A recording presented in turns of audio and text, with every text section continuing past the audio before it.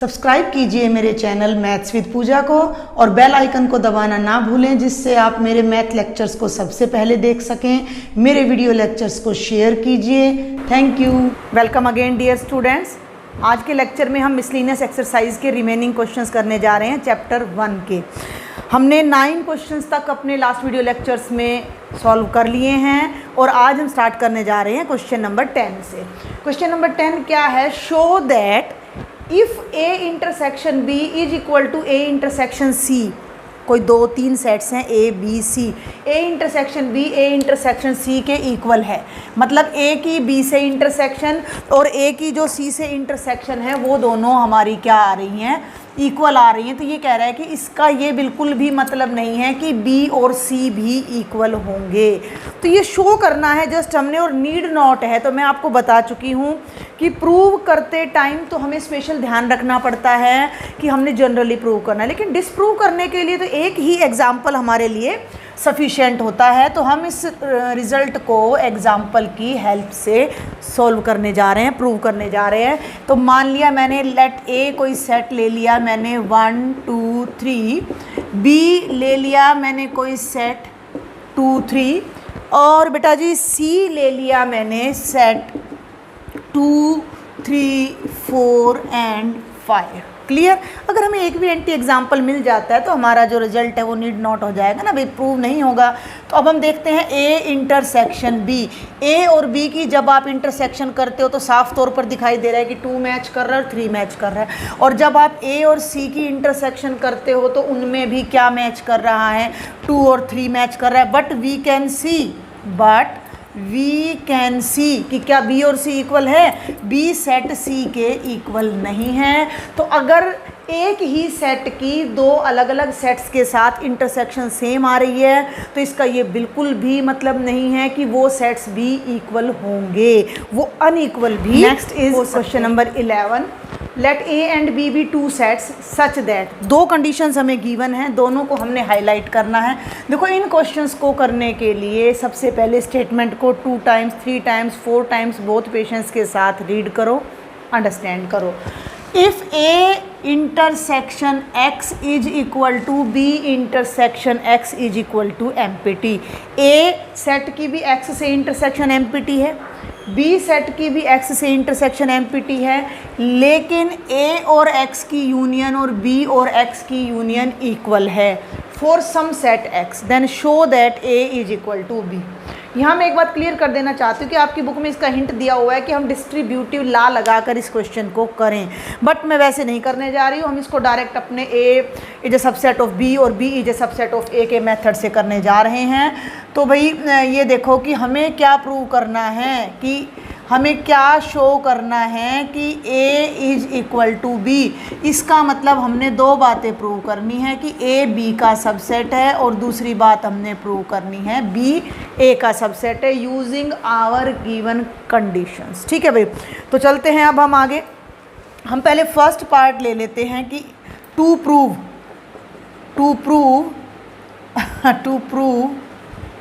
a is a subset of B. ठीक है, कैसे प्रूव करते हैं? ए में कोई हमने जनरल एलिमेंट ले लिया, लेट x बिलोंग्स टू ए। हमने मान लिया कि x a का एलिमेंट है। ये तो हमने प्रूव करना है कि a b का सबसेट है, यानी कि a का हर एलिमेंट b में जाएगा। अब अगर x a को बिलोंग कर रहा है तो बिल्कुल बिना किसी शक के x हमारा a यूनियन x में ज़रूर जाएगा, क्योंकि a यूनियन x की डेफिनेशन क्या होती है कि a union x is equal to the collection of those sets which either belongs to a और बिलोंग्स टू b। a के भी सारे एलिमेंट और b के भी सारे एलिमेंट। भाई इसमें जो भी एलिमेंट होगा वो या तो a में होगा या b में होगा। तो x में भले ही ना हो, यूनियन में तो वो एलिमेंट जाएगा। और a यूनियन x जो है वो किसके इक्वल है? b यूनियन x के। बट भाई जो हमारा a यूनियन x है वो किसके इक्वल है? b यूनियन x के। तो जो एलिमेंट a यूनियन x को बिलोंग कर रहा है वो b यूनियन x को भी बिलोंग करेगा। तो इसका मतलब x किसको बिलोंग करेगा? b यूनियन x को। क्लियर है? अब हम इस बात को यूज़ करते हैं। जब x b यूनियन x को बिलोंग कर रहा है तो 2 बातें हो सकती हैं कि either x belongs to b और x बिलोंग्स टू x। ये 2 बातें पॉसिबल हैं, दोनों को हम लेके चलते हैं। एक्स ए में लेकर चल रहे थे और एक्स बी में आ गया। इसका ए पार्ट ले लेते हैं कि x belongs to B. X A में था, एक्स बी में आ गया। बात समझने की कोशिश करने में बार बार कह रही हूँ, मिसलिनियस तभी कर पाएंगे जब आपको सारे कॉन्सेप्ट्स क्लियर होंगे। हमने ए को बी का सबसेट शो करना है, तो हमने ले लिया कि एक्स ए को बिलोंग कर रहा है। जब कोई एलिमेंट ए को बिलोंग कर रहा है तो ए की किसी भी सेट से आप यूनियन कर लीजिए, एक्स उस सेट में जरूर जाएगा। X belongs to A union x हो गया, क्लियर। अब x जब a यूनियन x को बिलोंग कर गया तो a यूनियन x किसके इक्वल है भाई? b यूनियन x के, तो वो जरूर उसको बिलोंग करेगा। तो दो ही बातें होंगी, या तो x b को बिलोंग करेगा या x को बिलोंग करेगा। जब x b को बिलोंग कर गया तो क्लियरली बिना किसी डाउट के x a में था, x b में हो गया, तो a क्या हो गया? b का सबसेट हो गया। Got it? a हमारा b का क्या हो गया? सबसेट हो गया। और या फिर क्या हो कि दूसरा केस क्या कहता है कि x x को बिलोंग कर रहा है। अब ये देखो भाई, x जो है हम लेके चले थे a को बिलोंग कर रहा है, और यहाँ हम कह रहे हैं कि x x को बिलोंग कर गया, दोनों को बिलोंग कर गया। इसका मतलब x इन दोनों की इंटरसेक्शन को भी बिलोंग करेगा। भाई देखो, सिंपल सी बात है, अगर x a को बिलोंग कर रहा था और मैं कह रही हूँ कि x x को बिलोंग कर रहा है, तो a x का सबसेट हो गया, मान लिया। तो जब x को हम लेंगे तो वो दोनों की इंटरसेक्शन में होगा या नहीं होगा? जो एलिमेंट a में ऑलरेडी था x में पहुँच गया तो इंटरसेक्शन में होगा या नहीं होगा? होगा ना। बट हमें गिवन है कि a इंटरसेक्शन x एम्प्टी है, और यहाँ हम कह रहे हैं कि a इंटरसेक्शन x को x बिलोंग कर रहा है, तो हम गिवन रिजल्ट को कॉन्ट्राडिक्ट कर रहे हैं। बट a इंटरसेक्शन x तो हमें एम्प्टी गिवन है, a इंटरसेक्शन x हमें एम्प्टी गिवन है, तो x इसको बिलोंग नहीं कर सकता। तो ये बात गलत कहाँ से हुई कि इसका मतलब x x को बिलोंग नहीं कर सकता, तो केवल a की संभावना रह जाती है कि x b को बिलोंग करेगा। और जब x a को बिलोंग कर रहा था और b को बिलोंग कर गया तो a b का सबसेट आ गया, और ये हमारा हो गया फर्स्ट पार्ट। कोई भी आपको इसमें डाउट हो आप मुझे कमेंट बॉक्स में लिख सकते हो। डिस्ट्रीब्यूटिव प्रॉपर्टी की मुझे यहाँ कोई ज़रूरत लगी नहीं है। सेकंड पार्ट अब हम प्रूव करते हैं कि बी ए का सबसेट है। हमने मान लिया कि लेट y ले लो, x से कन्फ्यूजन हो जाएगा। Let y belongs to b, बिल्कुल सेम लाइन पर y किसको बिलोंग करेगा? b यूनियन x को, ठीक है। b यूनियन x किसके इक्वल है? a यूनियन x के, तो y किसको बिलोंग करेगा? a यूनियन x को। तो पहला केस होगा कि y a को बिलोंग करेगा, या दूसरा केस होगा कि y किसको बिलोंग करेगा? x को बिलोंग करेगा। y b में था और y a को बिलोंग कर गया। आप इनको नेमिंग दे सकते, नंबरिंग दे सकते हो कि ये 1 है और ये 2 है, तो यहाँ आप लिख सकते हो फ्रॉम 1 and 2, और इसको आप नाम दे दो 3, इसको आप नाम दे दो 4, और इसको आप नाम दे दो 5। तो फ्रॉम 4 and 5, भाई y b में था और y a में आ गया, तो b a का क्या हो गया? सबसेट हो गया। अब यहाँ आ जाते हैं, y x में है, y b में है, इसका मतलब y इन दोनों की इंटरसेक्शन में है, लेकिन b इंटरसेक्शन x तो हमें क्या दे रखा है? एम्प्टी दे रखा है, एम्प्टी दे रखा है। इसका मतलब क्या हो गया कि y जो है वो x को बिलोंग नहीं करेगा, केवल और केवल a को बिलोंग करेगा। तो b a का सबसेट आ गया, और ये हो गई इक्वेशन नंबर 6। थर्ड में ए बी का सबसेट है, सिक्स्थ में बी ए का सबसेट है। तो फ्रॉम थर्ड एंड सिक्स्थ हमारे पास क्या आ जाएगा कि ए is equal to B.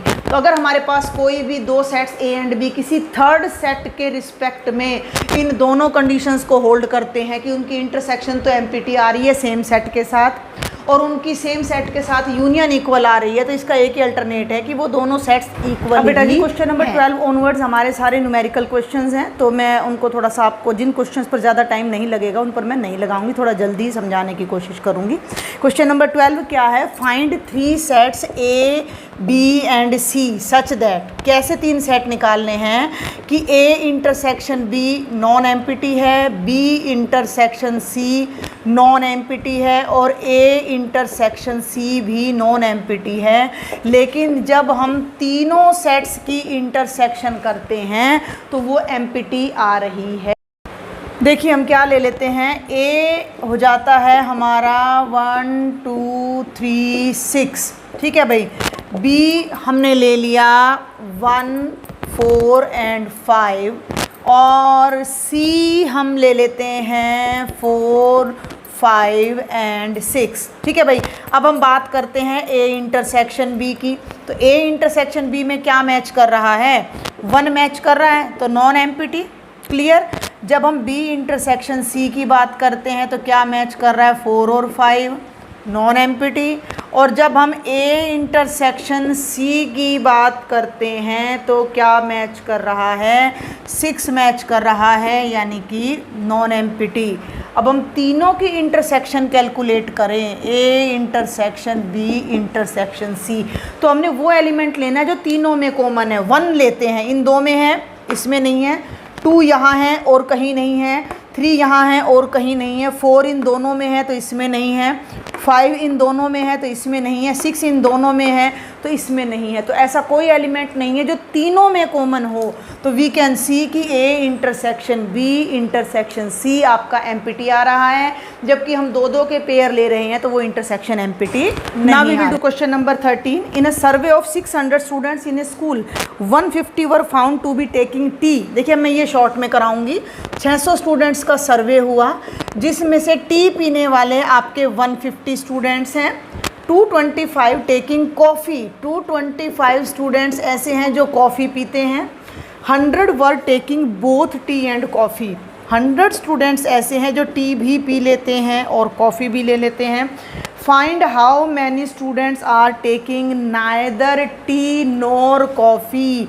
Neither tea का मतलब T bar intersection C bar, tea भी नहीं पी रहे, कॉफ़ी भी नहीं पी रहे। डी मॉर्गन्स लॉ यहाँ आ जाता है। ए बार इंटरसेक्शन बी बार क्या होता है? ए यूनियन बी का बार। ये बार ध्यान ना हो तो A complement intersection B complement, ये होता है ए यूनियन बी का कॉम्प्लीमेंट। तो एक्चुअल में हमने क्या निकालना है? T complement intersection C complement, और वो क्या होगा? Number of T union C का कॉम्प्लीमेंट।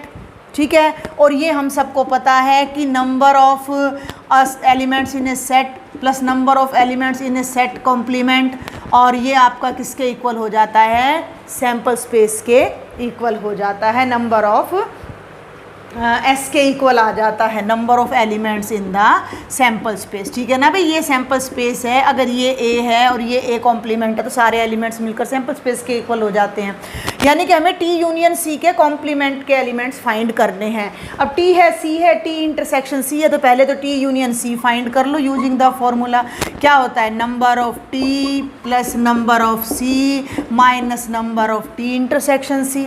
T 150 plus 225 minus 100। देखो 150 में से 100 गया, 50 बचेगा। 50 को 225 में ऐड करोगे तो 275 ऐसे हैं जो कि चाय या कॉफ़ी में से एक ड्रिंक ज़रूर ले रहे हैं। अब टोटल कैंडिडेट कितने हैं आपके? टोटल हैं 600, और 275 ऐसे हैं जो कोई ना कोई ड्रिंक ले रहे हैं, चाहे तो टी ले रहे हैं चाहे कॉफ़ी। हमने फाइंड करना है जो कोई भी ड्रिंक नहीं ले रहे। तो इसको मैं कराती हूँ यहीं पर आपको। तो ये क्या हो जाएगा? नंबर ऑफ एस या नंबर ऑफ़ यू बोल देते हैं। वैसे तो हम इसको देखो generally universal set, sample space लिख गई मैं यहाँ पर गलती से, U4 यूनिवर्सल सेट आपका हो जाता है। यूनिवर्सल चलता है ना, सैम्पल स्पेस प्रोबेबिलिटी में ध्यान चला गया मेरा। तो number of U minus number of T union C।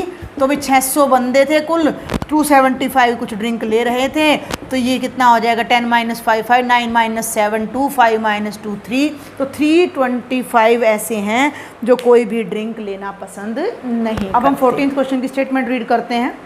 In a group of students 100 students know Hindi, 50 know English. 100 students ऐसे हैं जिन्हें हिंदी समझ आती है या वो हिंदी जानते हैं। 50 स्टूडेंट्स ऐसे हैं जो इंग्लिश जानते हैं। 25 स्टूडेंट्स ऐसे हैं जो दोनों लैंग्वेज जानते हैं। Each of the student knows either Hindi और इंग्लिश। हर स्टूडेंट ऐसा है जिसे या तो हिंदी आती है या इंग्लिश, यानी कि यूनियन।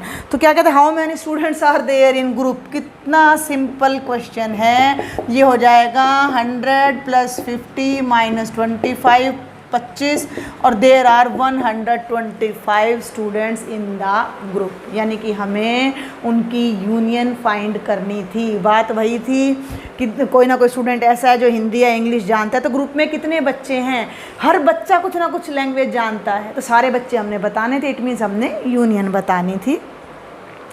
चलिए अब हम आगे देखते हैं भाई।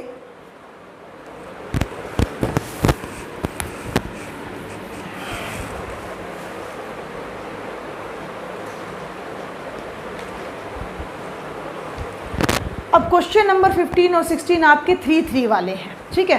तो 3 सेट्स का जो एक रिजल्ट था वो मैंने शायद आपको पहले भी बताया था, मैं एक बार फिर बता रही हूँ कि number of A union B union C आपका क्या होता है, number of A plus number of B plus number of C minus number of A intersection B minus number of B intersection C minus number of C intersection A and plus number of A intersection B intersection C. और इसके जितने भी questions होते हैं वो सब हम Venn diagram से सॉल्व करते हैं। तो क्या क्वेश्चन है, साथ साथ मैं राइट करती जाती हूँ। इन ए सर्वे ऑफ 60 पीपल, 60 लोगों का सर्वे किया गया है, तो टोटल हमारे पास 60 लोग हैं। It was found that 25 people read newspaper H नाम के न्यूज़पेपर को 25 लोग पढ़ रहे हैं।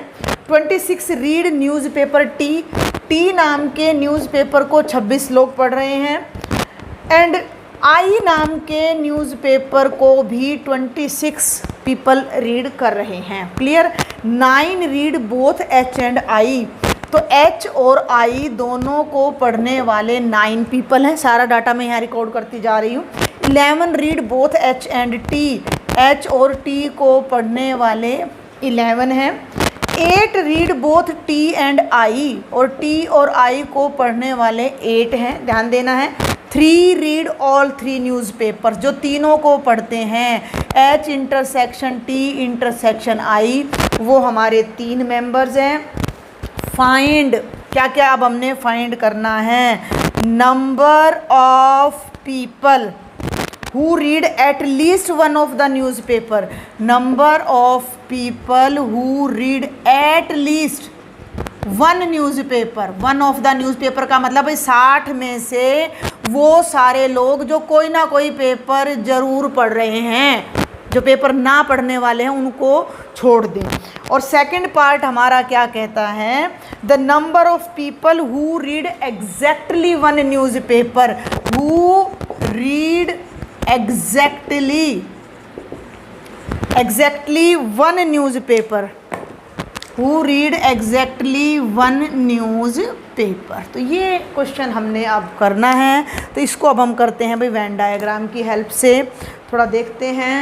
सबसे पहले तो हम मान लेते हैं कि चलिए पहले डायग्राम बनाते हैं। पहले हम डायग्राम ही ड्रॉ करते हैं। ये आपका 60 पीपल का ग्रुप हो जाता है।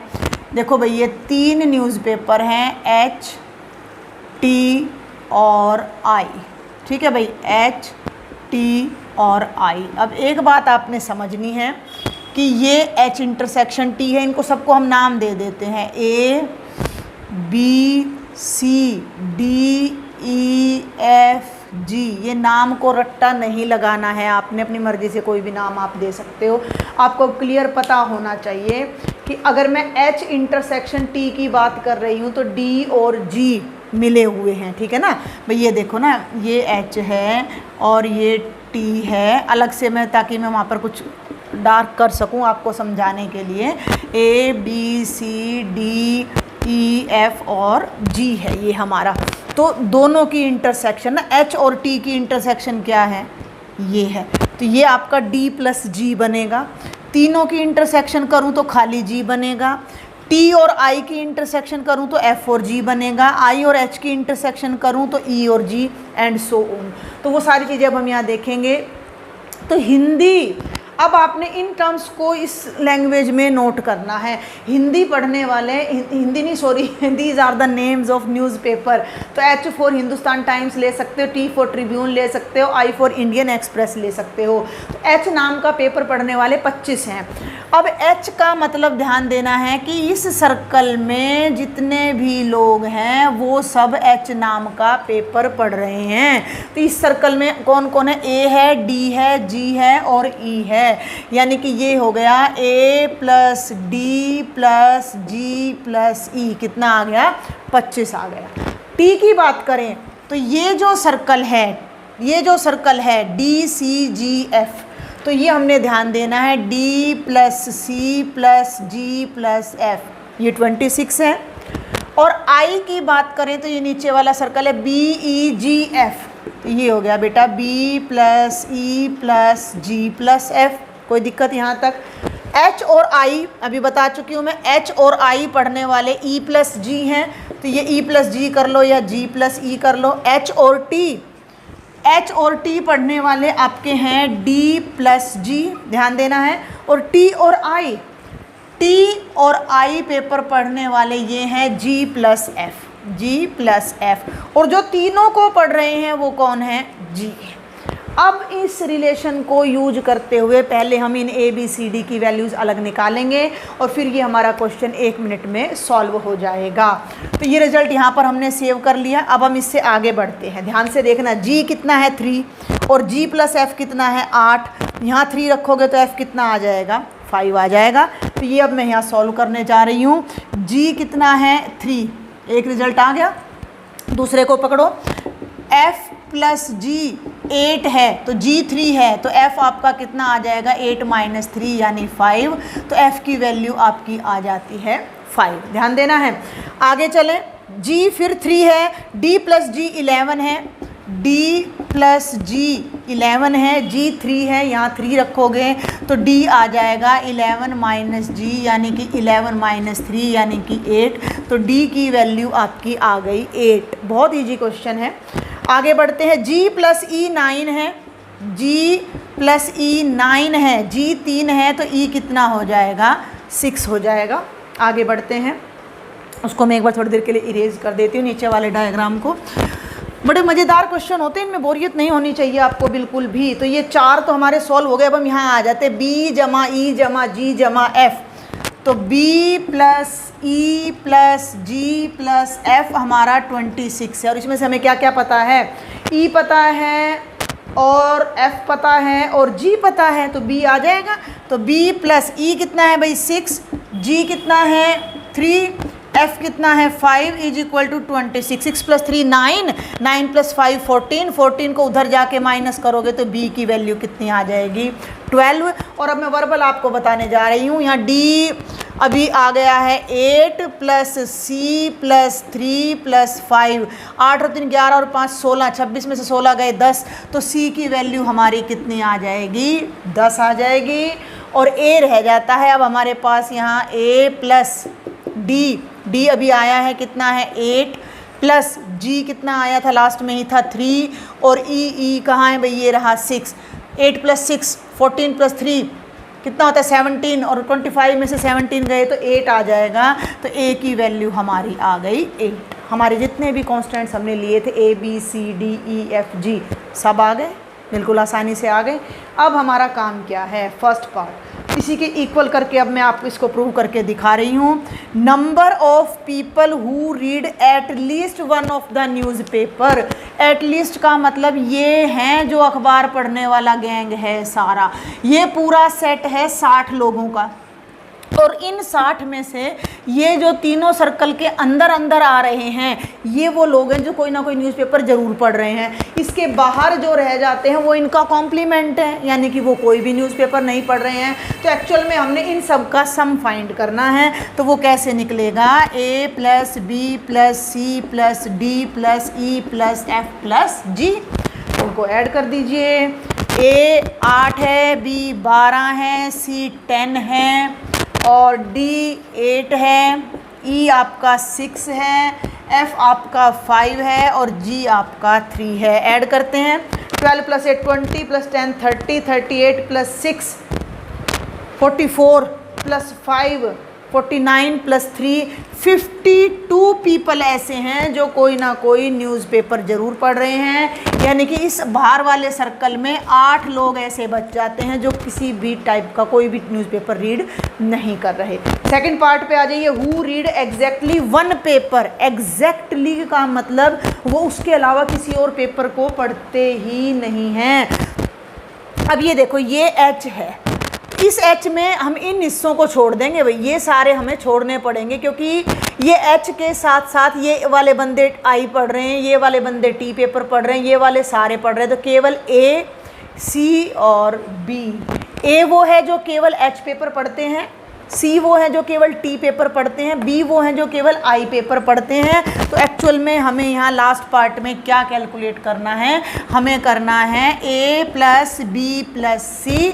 A 8 है, B 12 है, 20 और C कितना है 10, तो हमारा आंसर 30 आ जाएगा, 30 आ जाएगा और आप अपना ये आंसर टैली कर सकते हो। And this is the last question of chapter 1 as well as the miscellaneous exercise. Question number 16, in a survey it was found that 21 people like product A।